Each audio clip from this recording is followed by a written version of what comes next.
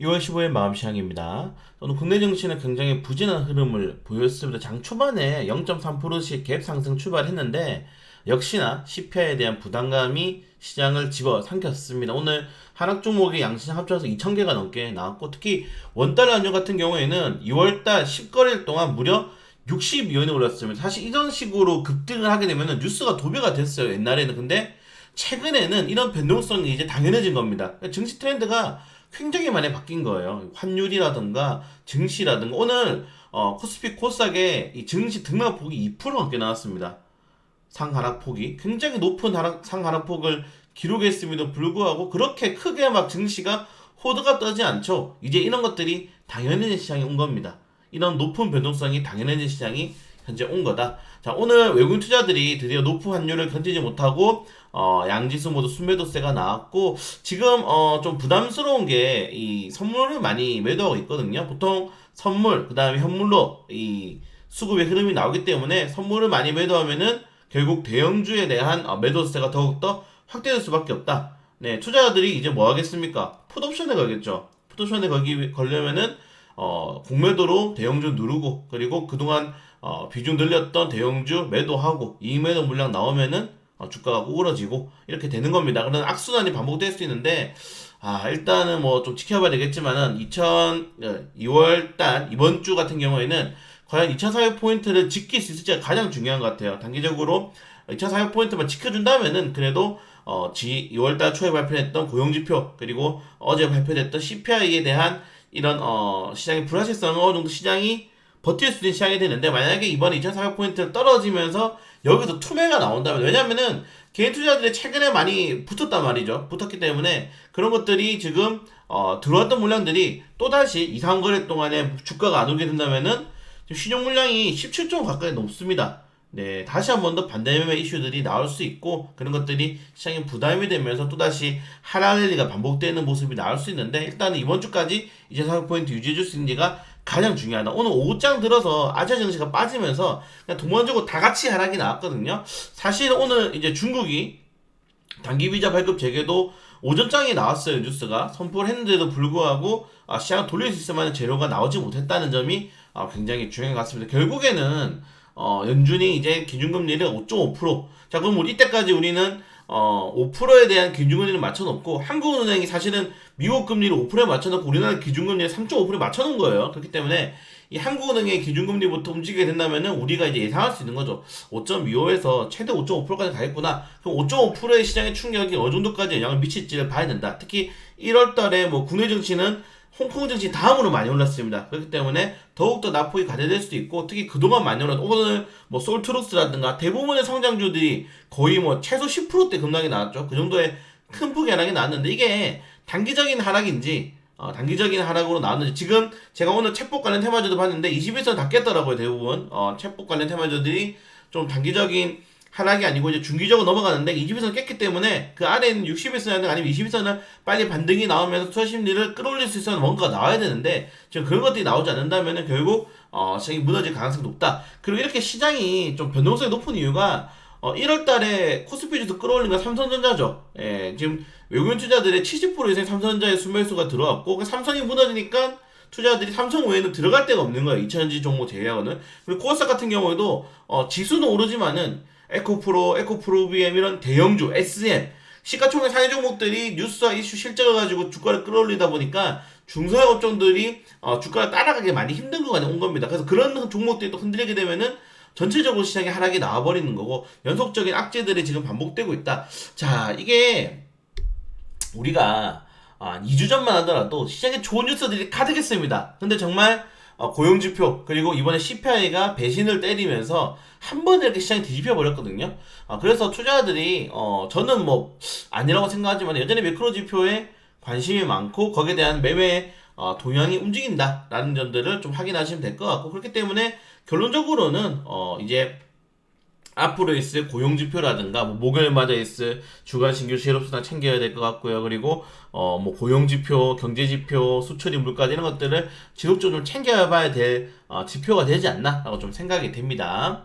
그리고 정부가 지금 부동산 규제 완화에도 아파트 값이 석 달 연속 2% 하락하고 있고 5G 중간요금제에 대한 확대를 결국 주문했는데 이거 간단하게 좀 설명해 드리면은 지금 이 보시는 것처럼 저도 뭐 5G 쓰고 있는데 3사 요금제에 69,000원이 데이터가 110기가인데 만원밖에 차이 안 나죠. 55,000원이 10기가밖에 안 줘. 미친 가격이죠.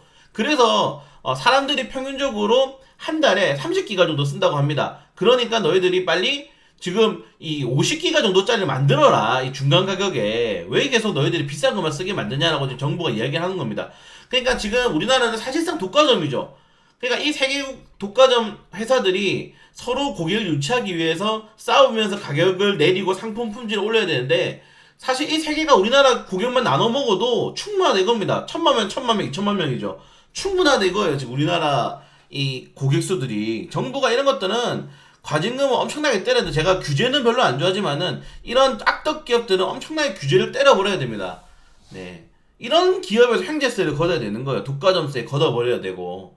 엄청나게 양아치죠. 네, 양아치 이런 것들이 정부가 적극적으로 나서고 있다. 뭐 나쁘지 않은데 그렇기 때문에 뭐 최근에 알뜰폰 관련 테마주도 많이 올라가고 있고 그래서 뭐 알뜰폰 자급제, 알뜰폰 쓰시는 분들이 많은데 이런 좀 정부가 적극적으로 기업들에 대한 이런 통신 기업들에 대한 규제는 적극적으로 찬성한다. 제가 5G를 제가 굉장히 오래 썼는데 사기당했거든요. 5G 더럽게 안 터집니다. 네, 그렇기 때문에 수도권 제외하고는 잘 안 터져요. 네, 안 터지기 때문에 좀 강하게 규제가 필요할 것 같고, 자, 그걸 제외하고는 환율이 이제 굉장히 부담스럽죠. 좀 있으면 1,300원이 올라가면은 외국 투자자들이 시장에 들어올 수 있으면 또 다른 부담감, 제가 1,350원이 외국인들이 들어오는 마지노선이라고 했죠. 1,350원 넘어가면은 외국인 투자자들이 안 들어옵니다, 시장에. 그렇기 때문에 1,300원, 50원대가 마지노선이다. 그 전까지 빠르게 좀 환율이 잡혀야 되는데, 지금 당장에는 좀 충격을, 좀 인내할 시간이 필요하지 않나, 라고 좀 생각이 됩니다. 네, 개별적인 이슈들 한 번씩 확인해 보시면 될 것 같고, 자, 코스피 같은 경우는 전기전자업종들 강한 매도세가 나오면서 시가총액 상위 종목들이 대부분 빠졌다. 결국 믿을 건 2차전지업 정도밖에 없다. 좀 재밌는 뉴스가 있는데 지금 여기 보시는 것처럼 NMF가 급성장해서 에코프로, NMF, 에코프로의 성장주, 이 성장주들이 나오잖아요. 보시면은 매출액이 엄청나게 급등했죠. 근데 이때 출발했던 2차전지업종들이 굉장히 많습니다. 그냥 NMF가 살아남은 거예요. 근데 성장주들이 시장을 장악하기 위해서는 최소 2, 3년이 걸린다는 거. 2, 3년이 걸려서 국내 시장을 장악하고 많은 기업들과 협업을 맺으면서 실적이 터지면은 이게 성장주에서 기술주, 실적주로 바뀌는 겁니다. 기술주에서 실적주로 바뀌면은 그동안의 투자를 보상받는 거예요. 사실 NMF라든가 에코프로가 굉장히 높은 상승률을 보여주고 있지만은 거의 한 2년 동안 주가가 주지부진했거든요. 그렇기 때문에 이런 기술주들은 정말 장기적인 잠재성을 확인하고 투자를 해야 된다. 기간이 좀 많이 힘들지 몰라도 이렇게 꽃을 피울 때는 굉장히 큰 수익을 가져다 주는 거죠. 그래서 기술주들, 성장주도 투자하시는 분들은 내가 단타로 접근하는지 아니면 내가 물을 줄 건지 아니면 짧게 먹고 나갈 건지를 꼭 확인하셔야 된다. 라고 말씀드리고 싶고, SM 같은 경우는 어제 이제 9위권 올라갔다가 오늘 7위까지 올라갔습니다. 지금 인수전이 점입가격에 접어들고 있는데, 자, 오늘 코스닥 같은 경우는 거래대금이 지금 10조 원 가량에 다시 한 번 더 돌파를 했지만은 오늘 좀 빠지는 모습이 나왔고, 그래도 최근에 기관 금융투자, 어차피 얘들은 쇼치는 애들이라서 이 물량들이 시장에서 소화만 된다면은 결국 외국인 투자자들이 키를 가지고 있거든요. 그래서 외국인 투자자들이 환율을 좀 어느 정도 이 방어를 할 수 있는지 좀 지켜봐야 될 필요가 있을 것 같습니다. 요거 제가 오늘 내용 안 올려드렸네요. 네, 뭐 큰 이슈는 없고 최근에 이제 IPO가 많이 실패를 했죠. 특히 이번에 오아시스가 상장 처리하게 되니까 IPO보다는 이제 스펙 테마주로 좀 사람들이 관심을 가진다. 최근에 라이콤이 스펙 합병 상장을 하게 되면 바로 상한가를 기록한 것처럼 사실 스펙 합병 같은 경우에는 좀 부담감이 적죠. 그리고 스펙을 합병을 못한다 하더라도 2,000원까지는 보호가 되니까 거기에 대한 투자 심리가 스펙주 올라가는데, 저는 뭐 이건 핑계인 것 같고, 시장이 안 좋으면은 스펙주, 우선주, 동전주로 상승 흐름이 이렇게 나옵니다. 그렇기 때문에 이렇게 테마가 돌아가는 흐름이 나오고 있다는 점도 좀 확인하시면 될 것 같고요.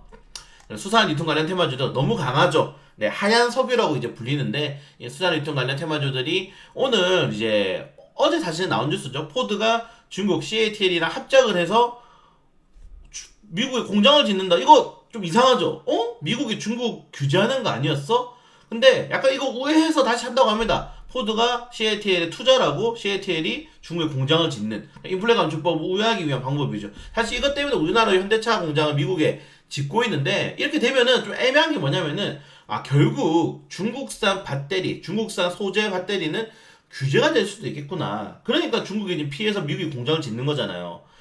지금 우리나라 같은 경우에는 글로벌 이 98% 이상을 지금 시장에서 이 수입을 하고 있습니다. 98%예요.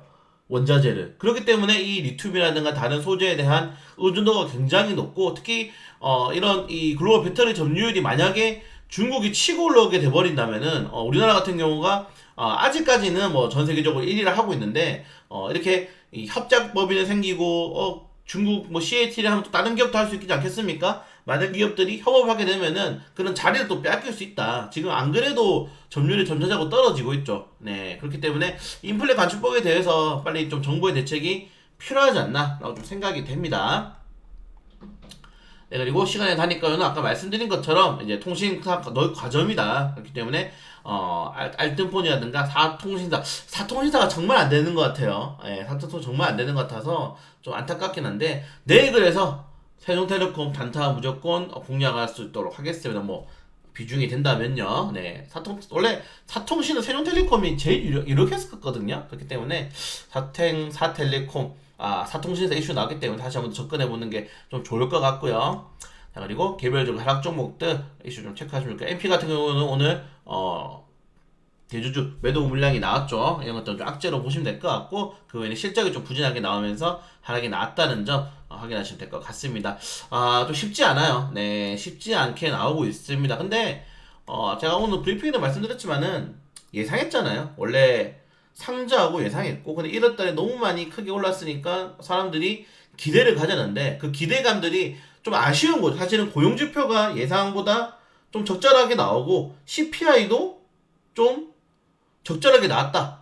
아니면 예상치에 부합했다면 이렇게 시장이 안 떨어졌을 겁니다. 그러니까 너무 시장이 기대를 한 거에 반해서 이런 지표들이 좀 받쳐주지 못했는데 사실 지표들 같은 경우에는 시장이 짧든 길든 어느 정도 회복을 합니다. 그 시장에 따라 적응을 한다고 보는 거죠. 그렇기 때문에 개별적인 종목들의 악재라든가 이슈가 터지지 않는 종목들 같은 경우에는 근데 재료가 있어. 그리고 아직 일정이 남아 있어. 그런 종목들은 조금 더 보는 게 맞는 거고요. 근데 내가 정말 짧게 들어갔는데 야 갑자기 너무 많이 하루에 4%씩 떨어지는데 이게 3일이면 10몇 프로잖아요. 근데 그런 것들은 과감하게 지금 시장에서는 비중 작은 종목들은 과감하게 손절을 하고 현금을 빨리 보유하시는 것도 나쁘지 않다라고 생각이 돼요. 왜냐면은 결국 이렇게 또 하락하다가 또 시장이 언제 그랬는지 반등장이 나올 거거든요. 근데 그때 내 종목들이 마이너스 2%, 20%짜리 몰려있는 것보다는 4, 5%대 손절하고 현금 가지고 계신 것도 테마주 접근으로 관점을 가시는 것이 나쁘지 않다. 근데 아까 말씀드린 것처럼 성장주 관점을 내가 가져간다. 그럴 때는 좀 고민해봐야겠죠. 너무 괜찮은데 너무 많이 빠진 것 같아. 그럼 더 사는 게 맞는 거고요. 그래서 그런 것들을 좀 잘 판단하기 위해서는 뉴스와 이슈 그리고 그 업종이 정말 그 산업의 수혜를 받을 수 있는 업종인가 그 산업을 영위하는가도 자주 체크를 해보시는 길 바라겠습니다. 네, 오늘 마감시간 이 정도까지만 하도록 하고요. 네, 저는 큰 이슈 없으면은 내일 새벽 브리핑 장전 시간을 잘 뵙도록 하겠습니다.